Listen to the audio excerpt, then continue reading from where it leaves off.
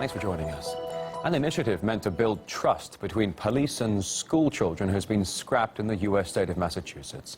It was called High Five Friday. It involved officers visiting elementary schools in the town of Northampton once a week and greeting the kids.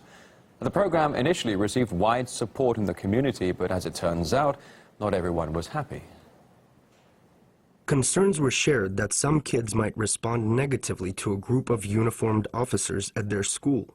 People were specifically concerned about kids of color, undocumented children, or any children who may have had negative experiences with the police. It's not the only case where Massachusetts police have been trying to reach out. In Boston, police regularly visit troubled neighborhoods and give out ice cream. A video emerged online of a similar project down south in the state of Virginia that provoked a bit of a response from one driver. Are you aware of why I pulled you over today? No. Are you, no, sir. Are you familiar with vehicle code 1739? Well, it's actually against the law to drive on a hot day without an ice cream cone. So, The African-American woman's relief, it's pretty plain to see there, suggesting potentially there's still work to be done in the relationship between civilians and police. Now, it comes after the U.S. has seen multiple cases of excessive force used by officers. I should warn you, some of the upcoming images are disturbing. You have absolutely no clothes on? No! I'm in the f***ing shower! What is wrong with you? What you get away for? Look at it! I can't breathe. step out of the car. No, you don't have the right. I'm calling my I'm going to yank you out of here. Okay, you going to yank me out of my car? Touch me.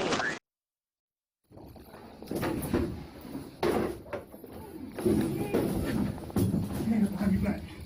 Give me your hands. Give me your hands.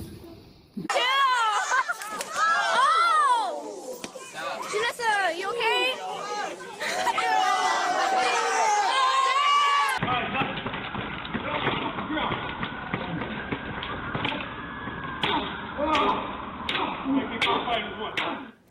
Yeah, we heard contrasting views from political commentator Tim Young and Carl Dix, an anti-police brutality activist. Yeah, see, look, that is just window dressing, giving high fives to kids on the way to school or passing out ice cream to children.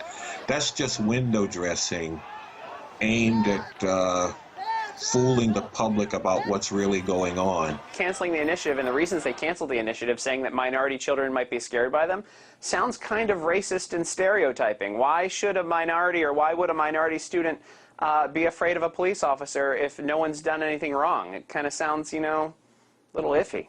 Mr. Young should take his head out of the ground and actually look around at what the reality is. Because you got to say, what did Eric Garner do to justify him being choked to death by the police? And people need to confront what the reality actually is and the disproportionate way that police are unleashed to brutalize and murder black and brown people, and do something about it, act to stop it. I think what's happening is it's a lot of media spin, it's a lot of you know, protests and things that blow this up to a much worse issue than it really is. And granted, every one of these individual cases is very, very bad when police officers beat people or act in an incorrect manner. But it's not so bad that, like, children and people should be scared to death of police officers.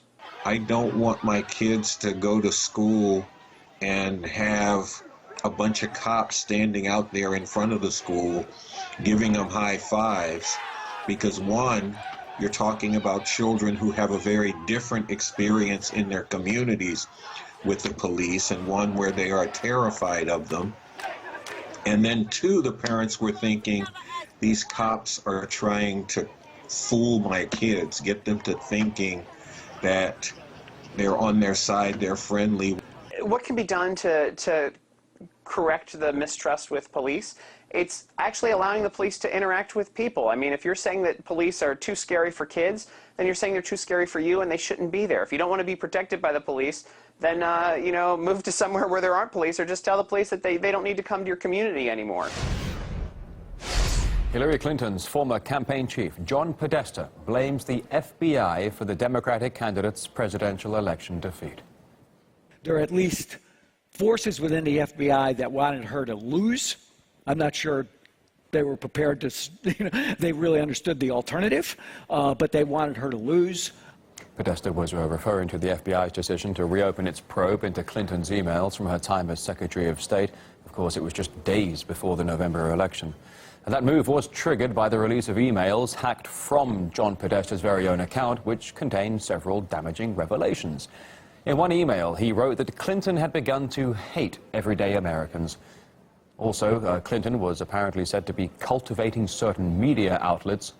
She also reportedly knew that Islamic State was and continues to receive money from Saudi Arabia and Qatar, but those two countries also happen to be some of the largest financial contributors to the Clinton Foundation. Political analyst Lou Rockwell believes John Podesta is merely trying to dodge a bullet. He claims that it's somebody else who did it, or it was the Russians or whatever. Hilariously, it turned out that his password was password. So this is not exactly a security-oriented guy. I think it was a leak from within the DNC. Podesta is the failed campaign chairman. He wants to blame everybody else, but they're politicians. They never did anything wrong. It's always, somebody else who did things wrong. But there's a very bitter battle, of course, going on. It didn't stop with the election. It only intensified with the election. Well, I think it was a good thing that Podesta's emails were leaked. It showed the level of creepiness among these people. No question it did hurt her.